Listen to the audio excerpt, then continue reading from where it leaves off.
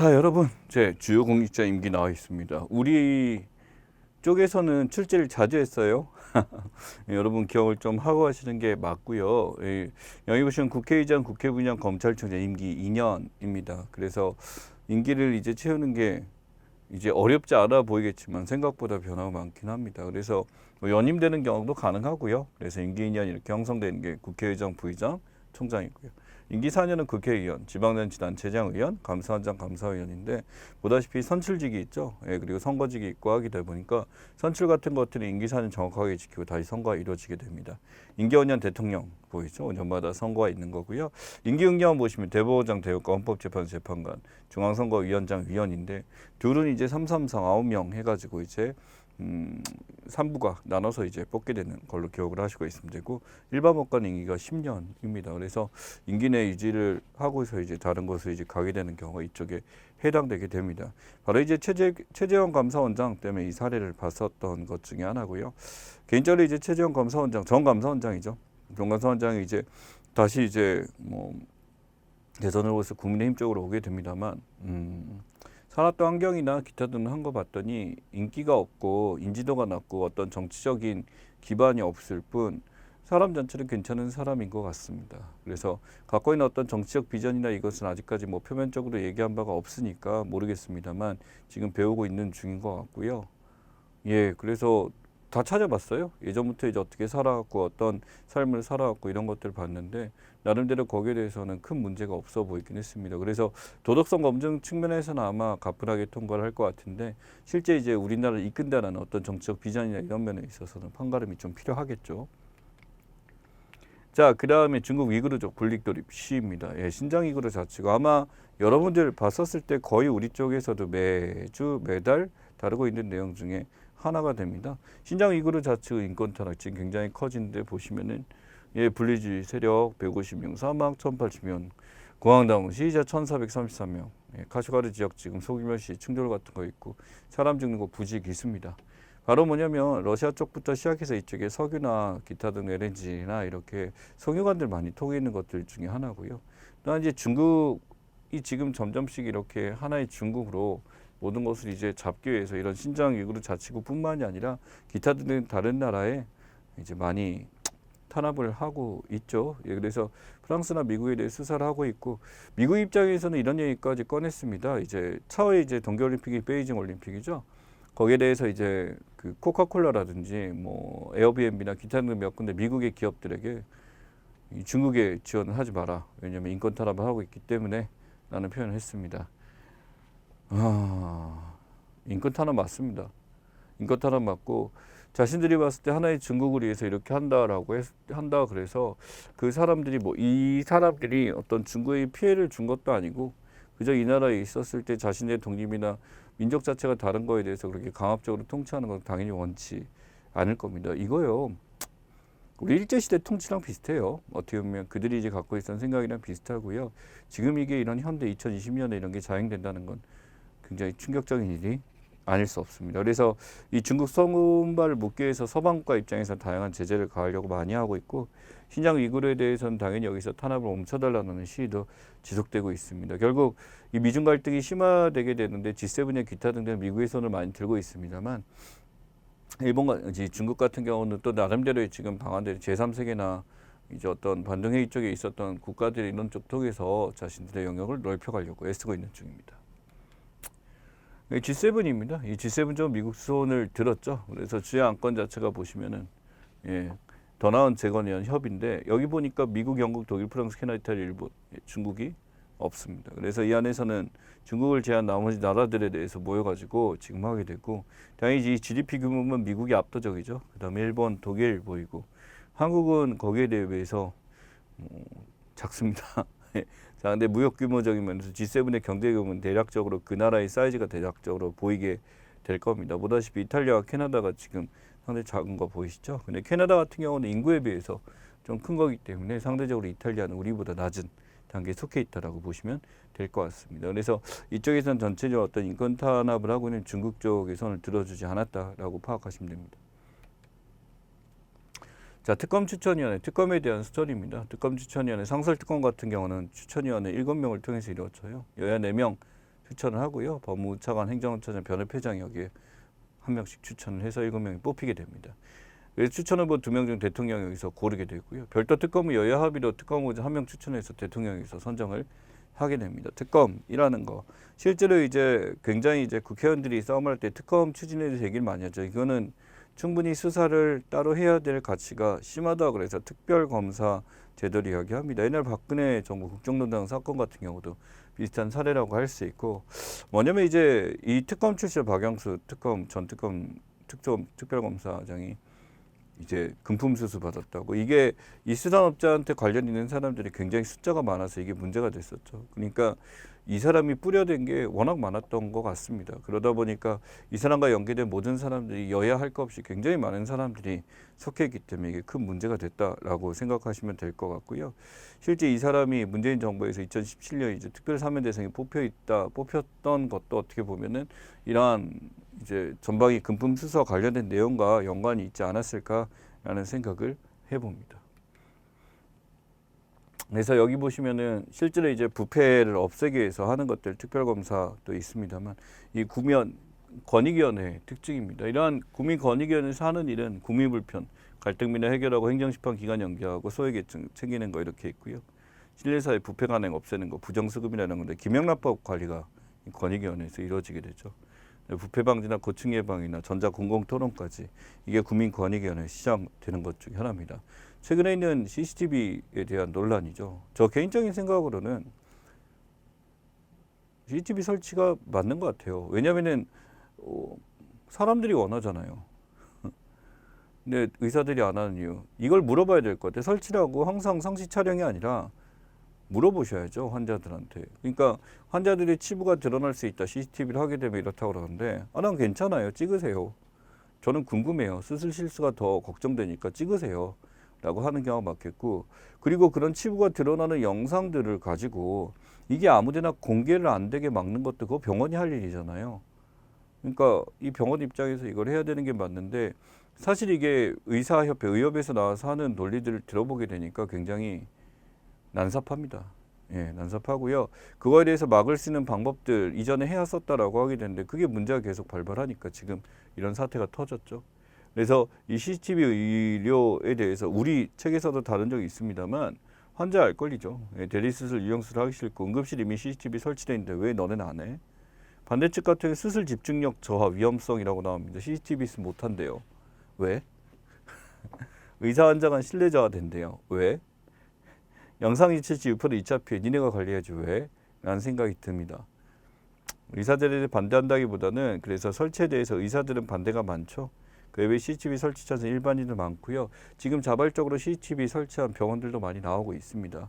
그러니까 저희 보면 긍정으로 22 했는데 이게 법안이 따로 있는 게 아니라 우리는 하겠다. 당연히 그쪽에서는 무조건 촬영 안 할 걸요. 당연히 환자들한테 물어보고 촬영하시겠습니까? 묻는 거 당연히 절차 거치게 될 겁니다. 만약에 원하지 않는다라고 한다면 안 찍으면 되잖아요. 그죠? 자, and the dictatorship. Let there be light, let there be democracy. 민주주의가 지금 사라지고 있다. 미얀마입니다. 이 미얀마의 입장에서 이 공포 정치가 늘어나게 되고 이 유엔총의 입장에서는 무기 금수 채택까지 이루어졌죠. 대도시나 이렇게 되는데 미얀마가 지금 많은 국가들이 나서서 도와줘야 될 상황이 맞습니다. 롤스라는 사람이 있어요. 질서 없는 우리가 국가 원조라는 게 먹을 것만 주는 게 아니라 이렇게 질서가 없는 사회에 개입해서 이 질서가 있도록 도와주는 것이 필요합니다. 근데 롤스 입장에서 또 다른 것도 있네요. 이렇게 공격적인 국가는 안 도와주는 게 맞겠죠. 근데 어찌됐든 간에 지금 질서하면서 이 국민들이 이렇게 피해를 보고 있다면 왈처라는 사람도 있어요. 이 사람은 이쪽이 전쟁 정의론의 입장에서 이렇게 국민들이 피해받고 죽어나간다면 당연히 전쟁에 개입할 수 있습니다. 정의전쟁론이죠. 당연히 미얀마 국민들은 그걸 원할 거고 전쟁의 의미가 이런 공포정치를 자는 군부독재를 막기 위해서일 겁니다. 여기 지금 77항쟁에 대한 얘기 나왔는데 7월 7일 있자마자 미얀마 시민들 중요한 거 맞습니다만 이게 우리나라에까지 이게 중요한 내용이라고 저는 보기는 애매합니다. 이 군부의 쿠데타에서 77항쟁을 통해서 막았다라고 하는 건데 우리나라에 있었던 군부독재를 막았던 4.19 이거나 6월 민주항쟁 같은 급 그 나라에서는 이 정도다라고 파악을 하시면 될 것 같아요. 그래서 지금 미얀마 군부 자체가 이제 시민방위군 만들어서 지금 이걸 막겠다, 무장투쟁하겠다. 이 미얀마 시민들이 지속적으로 노력하고 있는 상황입니다. 지금 이 사진은 가장 안정적 사진이고 지금 치열한 사진들이 굉장히 많습니다. 자, 우리 소비자 물가지수 아까 봤었죠? 2.6%까지 상승되고 있는데 농축수산물 물가 30만 원에 최고치 찍었습니다. 물론 이게 약간은 이제 뭐 물량 수급이나 이런 면에 있어서 좀 연관이 있기 때문에 금방금방 변하기는 해요. 그래서 파가 한 단에 8,000원까지 올랐다 그러는데 지금 또 안정세 같고요. 에어박 하나 3,000원 갔다가 지금은 막 700원에 2개 주는 데도 있습니다. 지금 원가 원산지에서는 뭐 한 개 60원 꼴이기 때문에 안 파는 게 낫다라고 할 정도로 바뀌는데 소비자 물가 상승이 어찌됐든 지금 최고치를 찍고 있다라는 게 현실입니다. 지금 보시면 상반기 6월기 2021년에 대해서 농산 물가는 12.6% 지금 나와 있죠. 엄청 비싼 겁니다, 여러분. 이게 12%인데 하반기에는 어느 정도 떨어지고 물량 출하 이루어지게 되면 당연히 달라지게 될 거고요. 이런 생각도 할 수 있어요. 사람들이 이제 집에 있는 사람들이 많아지다 보니까 이제 집에서 뭔가를 해먹을 때 밀키트라고들 하죠. 그래서 일반적으로 채소를 사고 직접 해먹는 사람들이 예전에 줄어들었다고 합니다. 그래서 제 판단에는 조금씩 안정화되지 않을까라는 생각이 있고 체감 물가 상승이 엄청 높은데요. 지금 어느 정도 시간이 지나면 괜찮아질 거다라고 파악하고 있습니다. 자, 그 다음에 민주노총 기습시위 했었죠. 그래서 민주노총이 실제로 코로나 걸린 사람들 나왔지만은 스스로 판명하기를 이게 시위 중에 있었던 게 아니라 이 사람들이 식당에 갔다가 걸렸다라고 증명이 됐다라고 하고 있고 여기에 대해 사과해라 이런 얘기하고요. 거기에 대해서 지금 이제 세종시나 원주에 가서 이제 시위를 하겠다 이런 얘기했는데 거긴 3단계니까 할 수 있다라고 얘기를 한 것 같은데 그들도 국민 맞죠. 근데 국민들이 원하는지 모르겠어요. 그리고 법적으로 이제 국민들이 무엇을 원하느냐 그 사람들은 국민 말 듣는 게 아니라 자신들의 사익을 위해서 움직이는 단체인데 네 저는 손을 들어줄 수가 없네요. 이게 한국노총하고 민주노총의 성격은 완전히 다릅니다. 한국노총은 이제 친정권 쪽이에요. 그래서 뭐 이제 약간의 이제 협조적으로 이제 하고 있는 쪽이고요. 민주노총이 이제 강성 노조에 해당하게 되죠. 그래서 지금 날치기 한 사태나 기타 노동법 개정안에 대해서 정부적 파업이나 대대적으로 일으키고 있는 것이 민주노총입니다. 그래서 실제로 이제 경찰 충돌이라든지 거리두기 없이 이제 기존에 있는 정부에 대해서 굉장히 반기를 들고 있는 것 중에 하나고요. 당연히 경찰 입장에서 국가 입장에서는 지금 코로나가 횡행하고 국민들한테 위험을 줄 수 있는 거지 이렇게 허용할 수는 없겠죠. 그리고 어떻게 보면 가장 지금 이런 노총의 집회나 이런 것들을 잘 열어줬던 대통령이었죠. 그러니 어떻게 이 사람들 하는 거 보면 약간 그렇습니다. 그러니까 주니까 더 달라는 그런 느낌인 것 같아요. 가장 안전한 사진만 골랐습니다. 뒤에 미군 보이시죠? 그래서 지금 확인하고 있어요. 자기 가족들 죽은 거에 대해서 이제 제주 4.3입니다.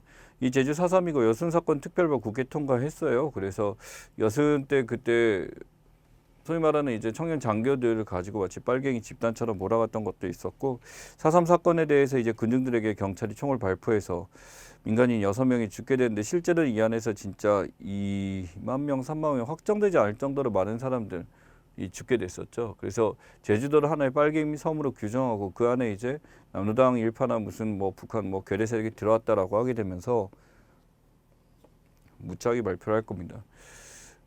제도가 고립돼 있잖아요.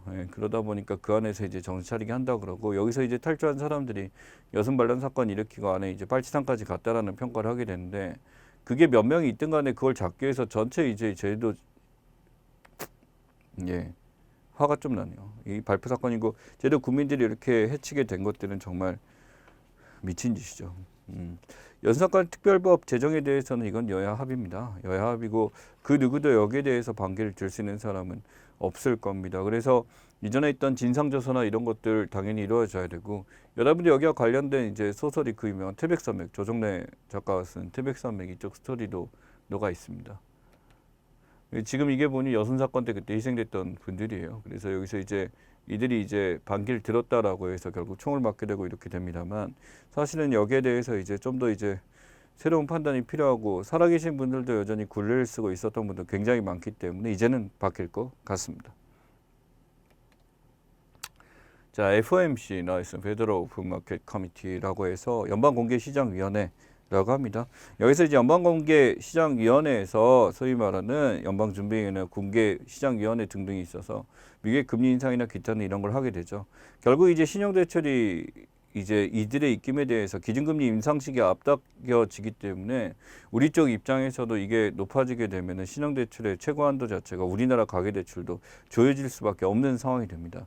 가계대출이 왜 조여질 수밖에 없냐 한번 보시면 아는데 실제 금융자산 대비 금융부채 비율 보세요. 최근에. 말도 안 되게 높죠. 이게 계속 상승 일로를 하게 되면서 이렇게 되고 영끌이라고 하죠. 영혼까지 끌어모아서 집을 사는 사람들 많았습니다. 그래서 그런 식으로 이제 부동산을 구매하는데 투자하고 대출 많이 받고 하다 보니까 당연히 사회적으로 봤었을 때 이런 대출이 증가에 대해서 집값이 계속 안정화돼서 이제 올라가느냐 아니면 이들이 결국 부실 자산에 대해서 전부 다 쓰러지게 되면 리먼 브러스 사태 같은 일이 또 나타날 수밖에 없게 되겠죠. 그래서 DSR 규제 같은 것도 이제 7월부터 확대 시행되고 있고 이제 기타 등등 이제 대출 자체에 대해서 이전보다는 집을 사는 것에 대해서 함부로 할 수 없는 상황이 됐습니다. 이게 뭐냐면 집값을 잡기 위한 하나의 수단이다라고 생각하시면 되고 DSR 내용에 대해서는 나중에 살펴보도록 하겠습니다. 자 여기 보시면 동경도의회에서 했었던 신세력이라고 했었는데 여기 도민퍼스트회라고 부르거든요. 자민당 선거 보이시죠? 공명당 있고 공산당 있습니다. 여러분 공산당 맞아요. 그 공산당 맞아요. 이 북한이란 북한이래. 일본이란 나라가 보다시피 이러한 좌파 세력들도 굉장히 활동을 많이 하는 것 중에 하나입니다. 그래서 인민당 보이고요. 여기 무소속 4명 나왔는데 이것도 저 도민퍼스트에서 제안했던 사람들인지라 무소속으로 나갔다가 다시 이쪽으로 들어갈 가능성이 큽니다. 그래서 고이즈미네가 환경대시였던 고이케 유리코 이 사람이 모여서 했는데 이게 이쪽에서 막 열풍을 일으켜서 막 변화가 왔다라는 것인가라기보다는요 두 가지가 있는데요. 우선 첫 번째 지금 스가네각이라는 지금 일본을 이끌고 있는 그 스가네각 팀이 일본 사람들에게 큰 호응을 이끌어내지 못하고 있습니다. 그러니까 스가네각에 대한 어떤 철퇴다라고 해석할 수도 있을 거고요. 또 이제 도쿄올림픽 강행이 또 이쪽에서 하나 이슈가 됐었던 것 중에 하나고 정치 자체도 서투르죠. 두 번째는요. 관심이 없었습니다. 이 선거에 대해서 일본에서요. 이 의회 선거에 대해서 진짜 관심이 없었어요. 그래서 실제로 이게 막 엄청나게 막 스가에 막 심판이다 막 이런 식으로 얘기를 막 하지만요 실제로 이제 선거구에 대해서 이제 스가 정권이 실패한 건 맞는데 실제로 사람들이 이런 선거 자체에 대해서 별로 관심이 없는 바람에 득표수나 이런 면에 있어서는 굉장히 떨어진 상태입니다. 그렇기 때문에 지금 이 도의원 선거 같은 거 우리로 치면 이제 시의 선거 같은 건데 이쪽에서 많은 타격이 줄 수밖에 없게 됐습니다. 자, 그래서 도쿄 2020 올림픽에 대한 얘기, 뭐 여기 내용은 없습니다만 지금 뭐 여러분들 이거 보실 때는 올림픽이 이제 끝물에 들어갔을 텐데 올림픽 강행 주장 이유 보세요. 나의 책무라서 의무라서 무슨 통일이야? 취소 연기는 없다. IOC 왜 그랬냐면요. 진짜 방송권 이거 이번에 계약을 제대로 많이 해놨었어요. 돈 벌려고. 도쿄올림픽이 예전에 64제 했을 때 진짜 잘했거든. 그래서 그런 기대나 해가지고 미리 했었는데 이 올림픽 특수나 이런 것들에 방송 중계권이 MBC 경기 하나당 막 1조 원까지 계산하고 그래서 MBC에 독점권 주고 막 이래가지고 이게 날아가게 되면 IOC 입장에서는 망가지기 때문에 이게 막 가가지고 일본에 지금 뭐 코로나 아무 일 없을 거다 하면서 뭐 오히려 더 일본 놈처럼 행동했어요. 바하가. 그래서 어떤 정치적 이유 때문에 이렇게 됐고 자신의 리더십에 대해서 이번 끝나면 아마 거의 딸리게 될 겁니다. 그래서 당연히 리스크, 국제적 비난뿐만 아니라 IOC 불공정 계약 나올 수 있고요. 스가 정권은 지금 여기서 심각하게 되는데 스가 입장에서 이렇습니다.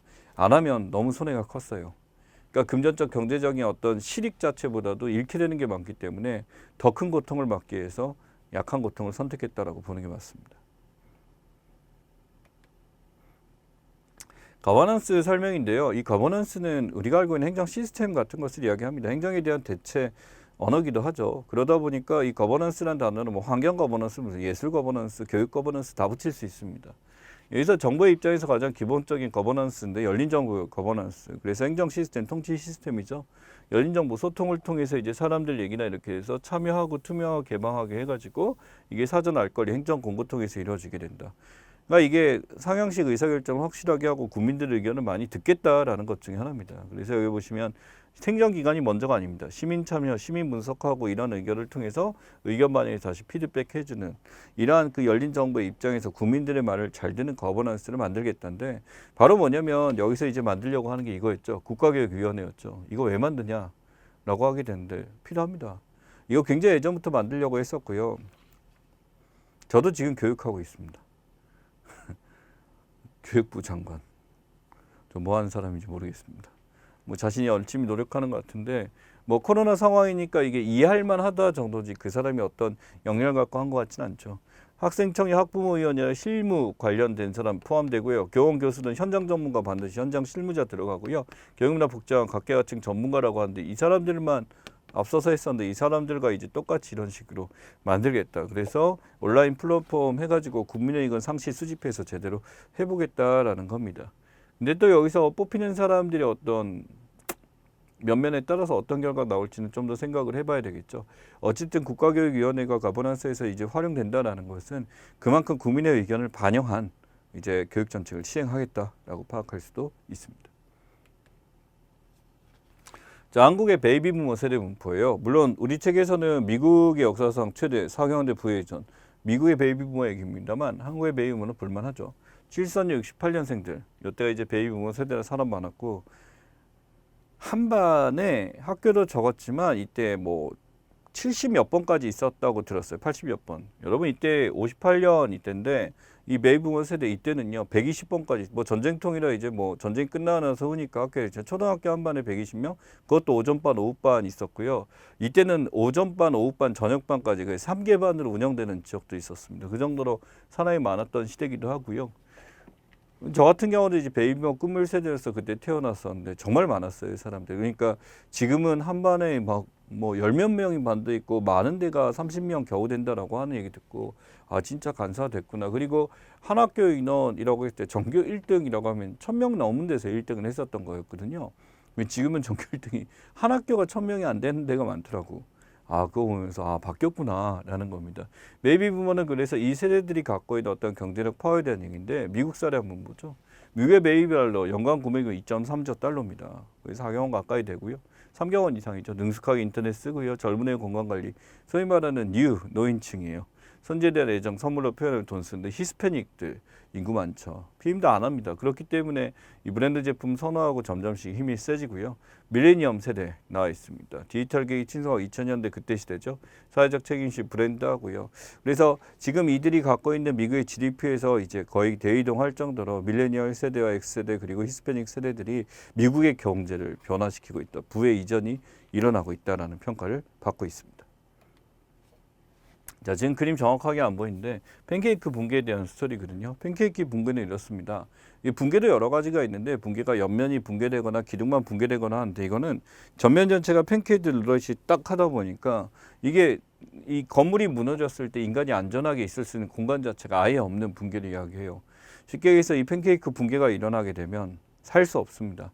지금 플로리다에 있었던 이 붕괴 사건에 대해서 이 팬케이크 붕괴였고 이게 이전부터 지속적으로 계속 지변이 무너질 상태였다. 근데 이런 안전검사에 대해서 이제 미국 같은 경우 아마 전수조사가 들어간 걸로 알고 있는데 우리나라 이런 부실한 공사들의 이런 것들 충분히 우리가 체크해 볼 필요가 있습니다. 자, 그 다음에 나온 게 동국정음식 금수할자 얘기인데 동국정음식 한자 표기법 보면 세적 29년에 만들었고요. 한자 원음에 가깝게 하는 것을 이야기합니다.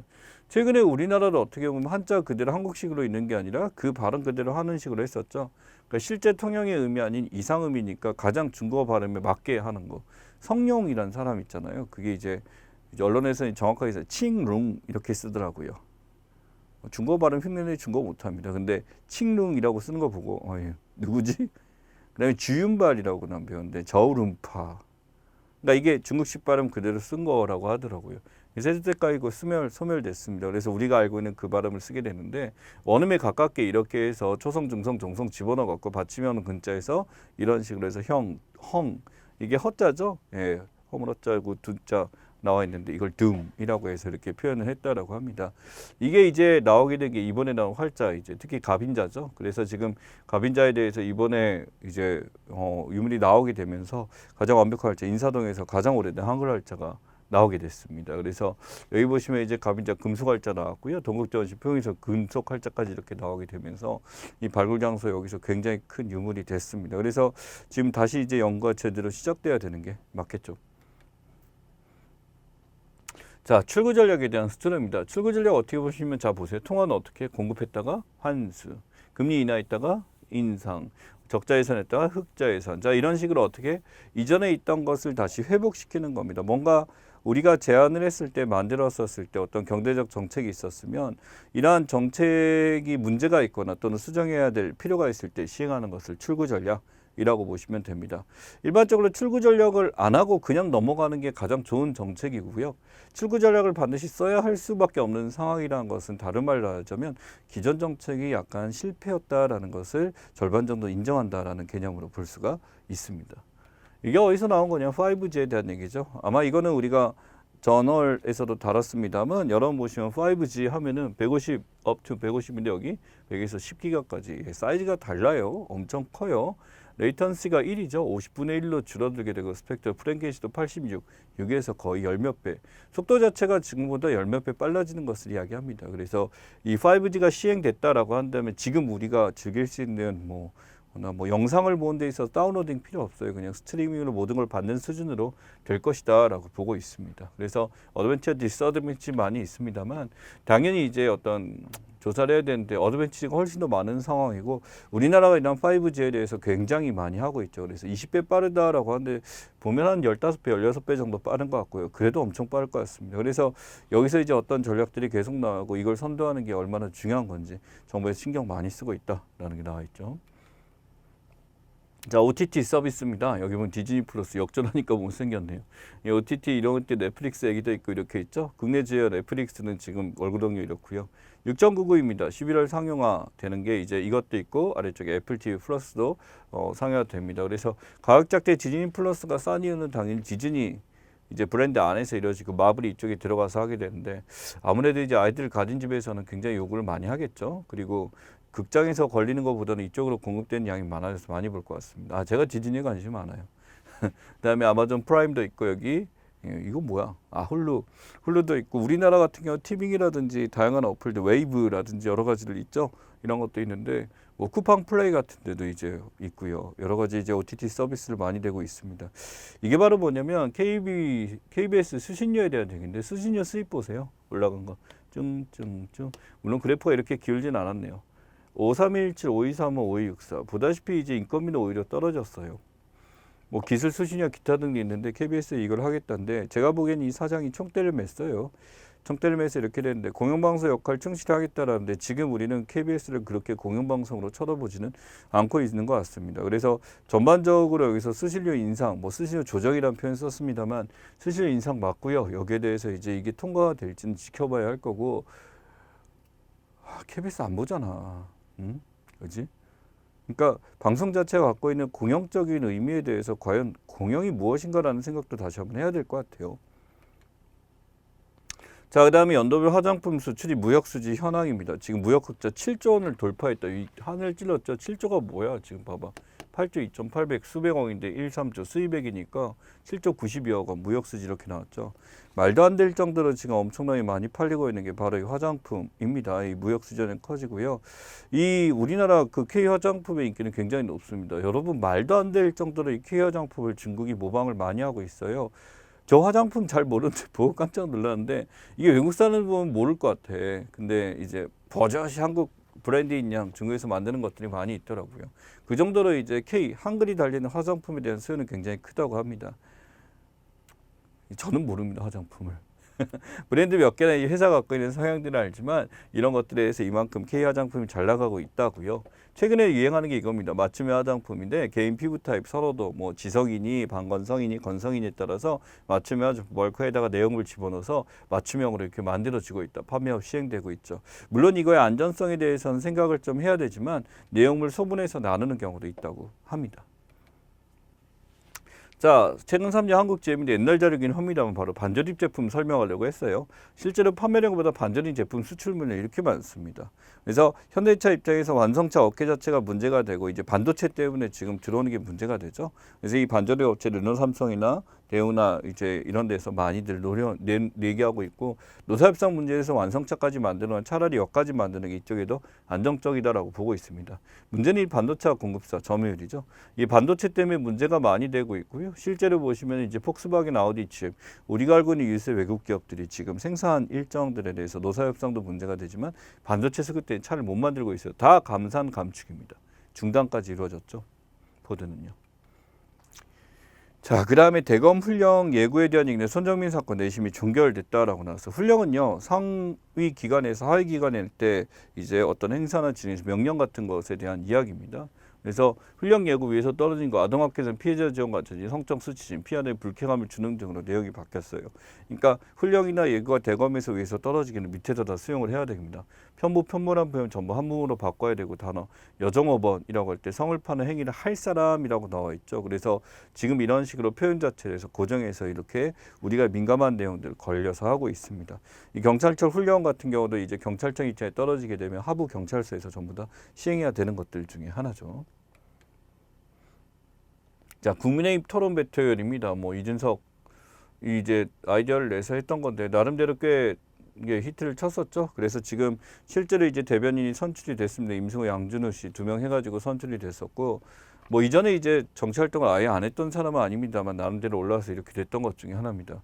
나름 이제 이런 걸 통해서 이제 대변인을 이제 능력 있는 사람들 뽑아서 했다는 거에서 충분히 뭐 이거는 높게 살만합니다. 네, 그래서 이게 깜짝 쇼다를 떠나서 사람들이 실제로 해보고 능력이 검증된 사람이 하는구나를 명확하게 볼 수 있었던 사례죠. 그래서 여기 나와 있는 재보궐선거라고 하는데 두 개를 구분하실 수 있어야 됩니다. 보궐선거만 있다고 보궐만 보시면 안 되고요. 보궐은 당선인 임기 개시 후 사망하거나 사직한 때, 그래서 어쩔 수 없이 이렇게 되면 범죄 피속과 관계는 보궐선거라고 해서 이루어지고요. 재선거 같은 경우는 선거범죄에 무연되거나 당선인 임시 개시 전에, 임기 개시 전에 사퇴하거나, 즉 처음부터 임기를 그대로 다하는 게 재선거를 됩니다. 그래서 선거 자체가 무효가 되거나 선거 자체를 다시 할 수밖에 없을 때고요. 보궐선거는 이제 이미 어떤 사람이 뽑혔는데, 예를 들어 학교를 치게 되면 자기 반 회장이 전학 갔을 때 다시 하는 거 정도로 보시면 될 것 같습니다. 자, 카타르 월드컵 조추첨입니다. 실제로 아시아 지역 최종 예선 해가지고 하는데 우리나라 어디 나왔는지 보세요. 이란, 아랍에미리트, 이라크, 시리아, 레바논 전부 중동이에요. 그러다 보니까 이 홈앤더 어웨이 방식이 뭐냐면 서로 간에 이제 유불리가 있기 때문에 자국에서 한 번, 그쪽에서 한 번인데 우리나라 올 중동입니다. 소위 말하는 침대 축구, 배드 축구에 대해서 여러 가지 고생을 할 것 같고요. 한편으로 참 이게 열심히 했으면 좋겠습니다. 월드컵 최종 예선에 대해서 나름대로 벤투어가 좋은 결과 있기 바라고 홈앤더어웨이 원칙이라는 게 무엇인지 여러분들 정리하고 가시면 좋겠습니다. 쉬었다가 뒤에 있는 거 쟁점, 그 다음에 몇 가지 확인할 문제들, 그리고 몇 가지 시사 용어들에 대해서 다음 시간 정리하도록 하겠습니다.